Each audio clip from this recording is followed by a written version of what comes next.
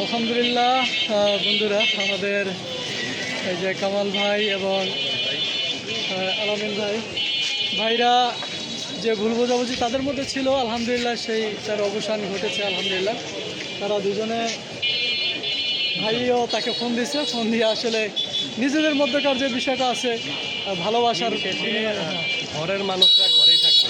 আচ্ছা কাউরে ঝগড়া করা বা কাউরে বিবাদ করার সুযোগ দেওয়া যাবে না, শয়তানকে সুযোগ দেওয়া যাবে না। ঘরের মানুষ ঘরে থাকবে। আচ্ছা, তাহলে আলামিন ভাই বললেন তিনি ঘরের মানুষ ঘরেই থাকবেন, কেউ এখানে আসলে আলাদা করে সুযোগ আর দেওয়া হবে না।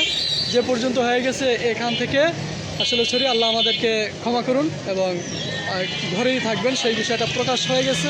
এবং আলামিন ভাই বললেন আলহামদুলিল্লাহ আল্লাহর জন্য ভালোবাসবেন। কামাল ভাই একটু বলেন।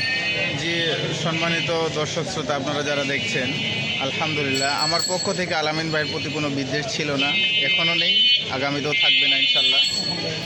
এটা একটা অপ্রীতিকর ঘটনা ঘটে গেছে, অনাকাঙ্ক্ষিত ঘটনা ঘটে গেছে।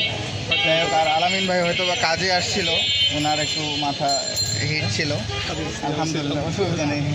হ্যাঁ, রুকিয়ার জন্য আসছিল, তো আলহামদুলিল্লাহ আমি এটা মনে কষ্ট নিই নেই। আসলে মনে কষ্ট তখনই নিছি যখন ওই যে আল্লাহ ইনশাল্লাহ। তো যাক, ইনশাল্লাহ আমার আজান দিতে যাবে, দোয়া করেন সবাই ইনশাল্লাহ। আসসালামু আলাইকুম বন্ধুরা, সবাই দোয়া করবেন। আমরা চাই আসলে আমাদের মধ্যে ঐক্য এবং যে বিনষ্ট হয়েছে সেটা কালকে ফিরে থাকে। আসসালামু আলাইকুম।